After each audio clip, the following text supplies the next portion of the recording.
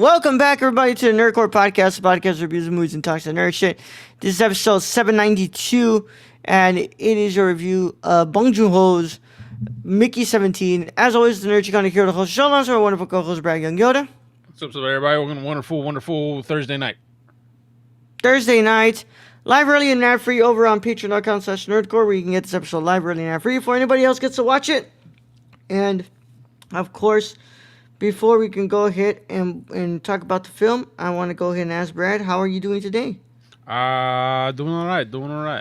Had some good Mexican food for lunch. Yeah? And then Brenda came home, made some breakfast burritos. For dinner? Mm-hmm. It was good. You're a grown-ass man. You can do whatever the fuck you want. I do what I want. Yep. That's usually the way it goes, right? Grown-ass man, I can do whatever the fuck I want. Do what I want. That includes eating breakfast for dinner? Fuck it. Why not? If you want ice cream for dinner, you're allowed. If you want goddamn waffles for dinner, you're allowed. Don't tell them you're not. That's why, I just had protein waffles for dinner, so, Yeah, see? That's why Alex drinks about Dr. Pepper in the morning with his chorizo and egg taco. Hey, you're a grown person. Yeah. Do what you want. If you want diabetes and later in your life, or you want another kidney stone, so be it, right? Yeah, I mean, that's your choice. Yeah. I could go for another Jamaica, though.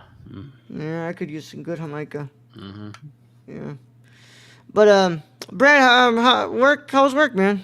Yeah, it drove around all day, so did that. Yeah. You didn't earn your keep today? I might have. No? It wasn't like yesterday. Man, I was running around all over the place yesterday. Today, I think, I had to go to some places, talk to some people, and we were good. Yeah. It was all good. Like I said, I got to stop 11 o'clock, get some good Mexican food. Yeah. Well, Brad, you better start getting that passport fixed up, bro. Yeah, I need to do that. And my driver's license. Yeah, Michelle really wants to invite you, man. Oogie. Yeah. I work. Although if I go to Mexico, I might not come back. I don't think you want to stay in Matamoros. Oh. It's not the cool. Oh. It's not as cool as Monterrey or something like that. It's really not. But if you do go, I could probably hook you up with a stay at the island. So, yeah, it'll be a drive out, but there's an island. The island, South Padre Island. Ooh, that's kind of cool. Brad, I went to work today. Work was work. Yeah. I went to work out, and now I'm home. I'm ready to do this episode. So then you can get on and stream. Yeah, I got to stream. I didn't stream yesterday, but I don't work tomorrow, so I'm going to stream tonight. You streamed yesterday? No, I didn't get the chance. I was really tired. Yeah. Plus, I had to work in the morning, so I was again. Yeah. Seeing if my friend from the gym wants to play Rivals or something, or I'm just going to have to turn on the PS4 and we're going to do Kingdom Hearts. Do what I want. Yeah, we'll see what's up. But, tomorrow I'm not working, so I'm just chilling tonight. I am a bit tired, but we're going to talk about a pretty fucking good movie, man. Yeah, and it's new. Yeah, it's new, and Brad watched it too. It's a new movie, and I watched it. Yeah, so he didn't wait until like December to watch it. Towards the end, no, I actually took time and watched some new movies, and this was one of them. Yeah. I don't know anything about this film, but like I keep seeing a trailer for it. Called Neja 2. I've never even seen Neja 1, but it looks fucking crazy, dude. Is it anime? Nah, it's a Chinese film. After a catastrophic event leaves their bodies destroyed, Neja and Ao Bing are granted a fragile second chance at life. As tensions rise between the dragon clans and celestial forces, the two must undergo a series of perilous trials that will test their bond, challenge their identities, and decide the fate of both mortals and immortals. It's like fucking animated, and it's like, I don't know, it's pretty fucking nuts, dude. It looks fucking crazy. Sounds cool. Yeah, I never even seen Neja 1. I should probably watch Neja. But yeah, they're what's it called? A24 is distributing it here in the US. Which is crazy because it's like, it screams nothing A24 like. Yeah, but let's be real. A24 has problems. Yeah. It's The first Neja is on Peacock. yeah. I might just hop on that. But yeah, I keep seeing shit for that. I'm gonna go watch Honey Don't because I hate myself this weekend. And then Friday, that's not gonna be on Saturday. Friday, I'm gonna go see my friend wrestle. And then Sunday, we'll see what the fuck I do on Sunday. Well, I believe we were reviewing Peacemaker. Oh yeah, we're reviewing Peacemaker on Sunday. Mm-hmm. Yeah. Which is dropping tonight. Yeah. So excited to get to watch that. I'm gonna probably watch that tomorrow before I go off to the event. But yes, I'm gonna go watch Honey Don't, which is just I hate myself and man, the Coens have had a really interesting career lately. Any movie with honey in it is probably gonna make you cry. This is gonna make me cry by how much I fucking hate it. Cause what's it called? It's like one of those unofficial trilogies, and the last one was kind of shit. Oh. Yeah. Yeah, it's not about emotional. This is about how much I hate myself as a person to have to put myself through this shit. Is it Safdie film? No, it's the Coens. Coen? It's Ethan Coen's new movie. Like his wife wrote, and I don't fucking know, dude. It's got Margaret Qualley in it, Aubrey Plaza, and they're apparently like lesbians in the movies. Aubrey Plaza? So, yeah. Okay. Yeah. I'm already sold. I'm sold. Margaret Qualley, apparently they're lesbians in the film. I don't fucking know. That already convinced Brad enough to go watch it. Aubrey Plaza? Sold. That's all you had to say. Yeah, Brad loves Aubrey Plaza. Mm-hmm. But with that being said, I guess we could just go ahead and get into the film here. We're missing our Stacy in chat. I wonder if he's probably at work right now. I did post on Patreon, by the way, so that ain't on me. Okay, so he's probably just working. He's probably just working. Yeah. So if you guys have not watched Mickey 17, you should probably get out of here. We care about spoilers, but if you don't care about spoilers or you've already seen the film, go ahead and stay. Either way how it goes, this is your one and only spoiler warning, and it is in effect after these words from our sponsors in a 5, 4, 3, 2, 1. Today's episode of the Nerd Court is brought to you by SeatGeek. Whether you want to see your favorite band, sports team, or comedian, SeatGeek has you covered.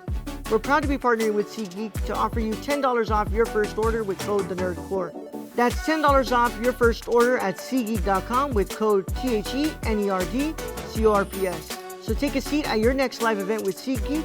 Thank you. Now let's get back to today's video. Brad, go ahead and introduce us to Bong Joon-ho's Mickey 17. All right, roll.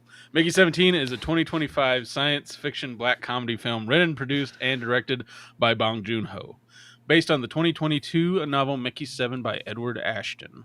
The film stars Robert Pattinson in the title role, alongside Naomi Ackie, Stephen Yeun, Patsy Ferran, Cameron Britton, Daniel Henschel, Stephen Park, Anna Maria Bartolome, Tony Collette, and Mark Ruffalo. Set in the year 2054, the plot follows a man who joins a space colony as an expendable, a disposable worker who is cloned every time he dies. Mickey 17. Bartolome. Anna Maria Bartolome. I don't know. Because it's Romanian, so it could be Bartolome. I don't know. Who the fuck knows? If you said her name multiple times, go Google.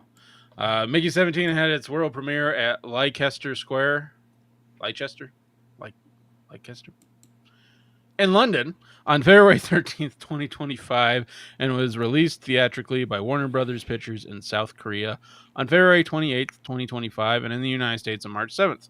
The film received generally positive reviews from critics and grossed $133 million, which is kind of crazy because it's a sci-fi movie.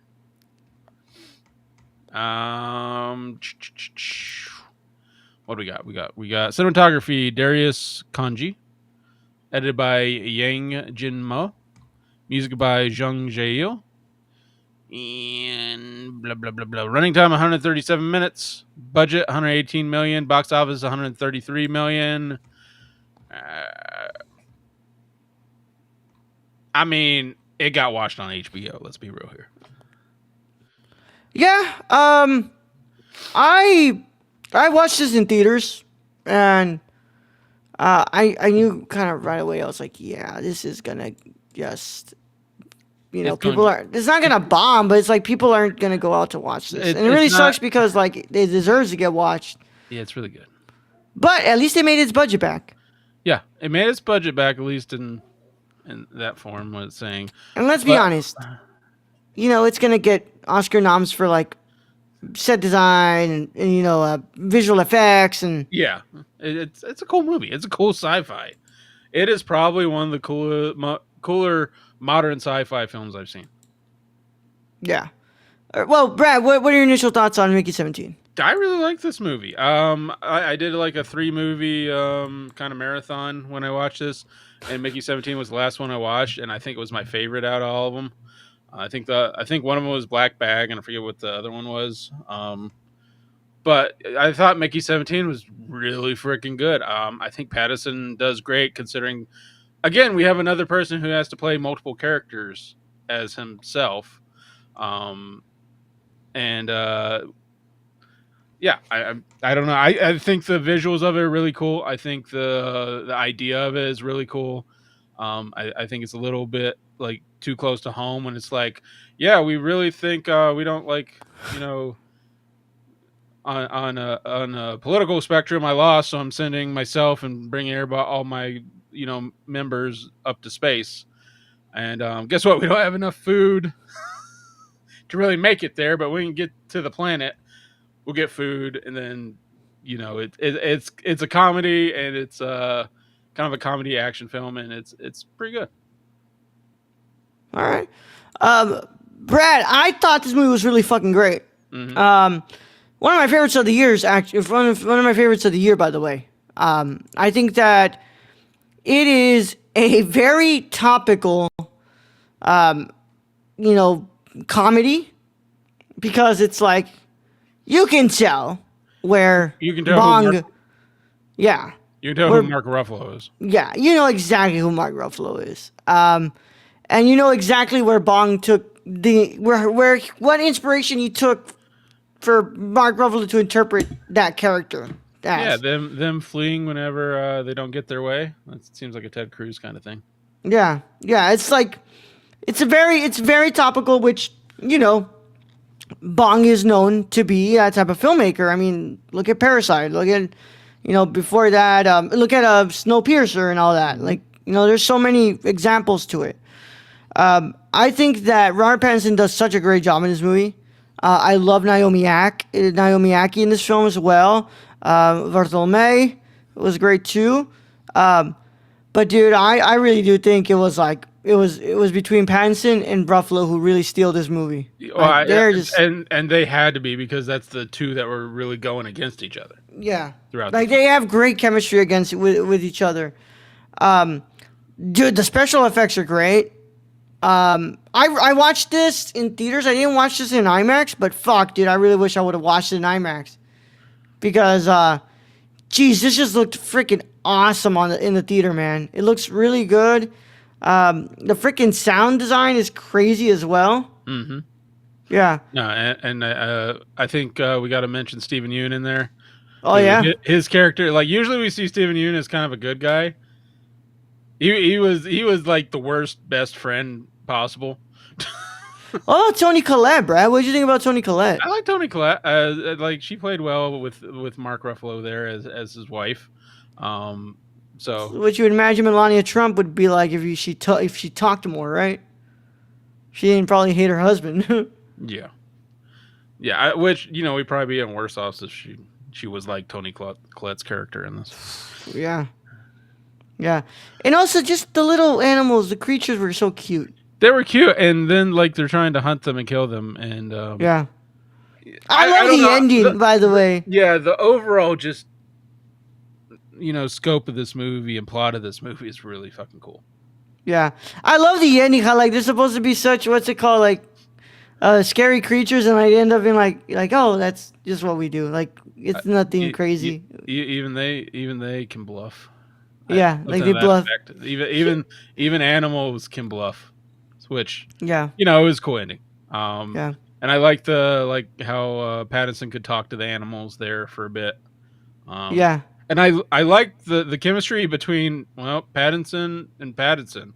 You have Mickey 17 and Mickey 18. Oh yeah. And they are completely like it's the same guy playing them, but they're completely different characters. They're completely Yeah. like their personalities. You have like Mickey 18, who at first I thought was a complete psycho. Um, and then I just realized, oh, it's Mickey 17. If Mickey 17 had like confidence, like had Yeah. confidence and was a little more violent, that would be what Mickey 18 is. I was also just thinking about how, like, like, oh, the dual role, like, it's something that, that when it's done right, it's done really well, but like sometimes it's like, oh man, like this feels like kind of like a Yeah, gimmick, and it and doesn't feel like, we've had two movies this year that have done it yeah. close to perfect, in my Yeah. opinion. So I thought he did a great job. It's like we're really, the two characters felt like two different people, and that's such a challenge for when somebody is playing. I was saying that it's refreshing because it's hard when it's being played by somebody who's playing the same character, and it's like it's hard to make two characters feel different from each other when it's being played by the same person. But I think that Robert Pattinson does such a great job. Yeah, I mean, you have the one character. He's kind of, he's a dork. Let's be real here. Mickey 17's kind of a dork. He's kind of a, really, touchy feely kind of character. And then you have Mickey 18 who comes out and he wants to kill Mickey 17, Yeah. which granted. And then he wants to do hard drugs and fuck. That's the Mickey 18. Yep. But what is funny is Mickey 18 grows a fondness to Mickey 17. Yeah. And he sees how Mickey 17's been treated, and that's why Mickey 17 is kind of the way he is. And Mickey 18 decides he's not going to put up with that shit. And Yeah. in the end, like, he knows Mickey 17 is the better version, and so he's going to sacrifice himself in order for that one to live. Yep. Yep. I still can't get over that scene. It's like when they're going off and they've done the whole plan to how they're gonna fix the animals and stuff, right? And Mark Ruffalo is just like, it's like, oh, like, so he goes, what? Wait, I remember what he says. Like, he says like something like along the lines like, oh, like it's on the TV, and it's like the scientist goes, sir, we just told you that. Yeah, that seems about right. I mean, that's a total caricature of, of we know who. Yeah. It's like, oh, it's on the. It's like, sir, this is. Oh, it's like. No, I remember he says like he says like something like, oh, it's like, sir, this isn't real. Like, I had to go back and look at it, but like it's something along that lines where he's like tells him like, sir, this is a recording, sir. Like, oh man. But yeah, it's like the what's it called, the parallels to who is not. It's very, very noticeable. I mean, we're not gonna go Voldemort here. Like it's Trump. Like, Yeah, well, it's a mix of Trump. It's a mix of a lot of the GOP, but yeah, it's primarily Trump. yeah, like the whole TV thing. Like, it's on the TV, like, because he's glued to the fucking TV. Yeah, yeah. And just how he's played by everybody. Like, everybody is kind of like taking advantage of Mickey, but Mark Ruffalo, like he thinks he's this big massive leader, but it's really the people in the back who are controlling Mark Ruffalo's character. Yeah, Like the scientists, everybody, like even his wife. I mean, did you like the dinner scene? To me, is just like one of the hardest scenes to watch, just because you think like, oh, Mickey's finally getting accepted for everything he's done for this group, because he's died multiple times trying to figure out Oh yeah, how to dude. breathe in the atmosphere. And you're like, okay, he's getting a dinner finally. He's getting like something. Something that of appreciation. And really it's just another thing to see, like, hey, like, does this meat taste like right? And no, he has like an allergic reaction, or it almost kills him. And almost kills him. And no one really there kind of gave a shit. So it's kind of rough to watch, just like the mistreatment of an expendable. Because it's not right. Yeah, I mean, it's a reminder that no matter how far you can get, like, you're still always gonna be their puppet. Yeah.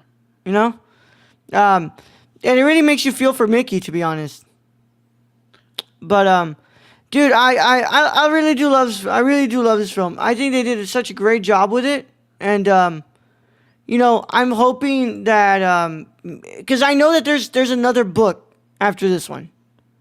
So Yeah. I'm hoping So that Bong might want to just do the next book, but I doubt it. I don't think that's like him to do I that. mean, Mickey 7 was technically the book, and then Antimatter Blues or Antimatter Blues is the next book after it. Yeah. It might be a really cool kind of book series to read.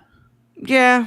I rather like I don't know if Bong is interested in wanting to like expand it and adapt the next book, but I would be really interested to see his vision of what the I next book would look like. I don't know if this movie, because I don't know like the numbers when it comes to like HBO Max, like what they No. pay and all that. So I don't know if this movie would even technically have made enough to even a studio to approach them. Even though to me, like it's really well done. It's really really good movie. Yeah.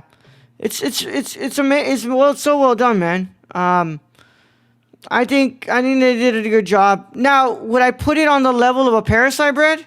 No, Nah, no, absolutely like not. like it's a fun watch. It's probably one of the better sci-fi's in modern times. It's that good. But do I put it on a Parasite? No. Nah, And do I still like Sinners above this year? Yes, I still Sinners to me is better than this. absolutely, Yeah. absolutely. And another one, the other one where one person was playing two characters. Yeah, yeah. Oh, now I know, Brad. Now I remember, Brad. I brought up the film.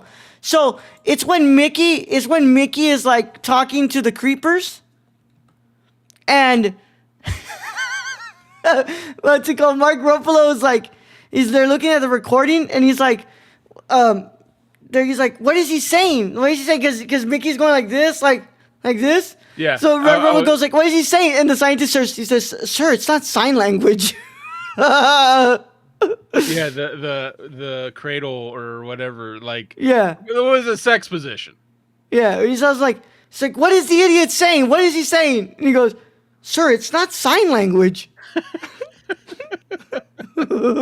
That was one of my favorite fucking lines Yeah. in that whole movie. That whole fucking movie, dude. Because, sir, it's not sign language.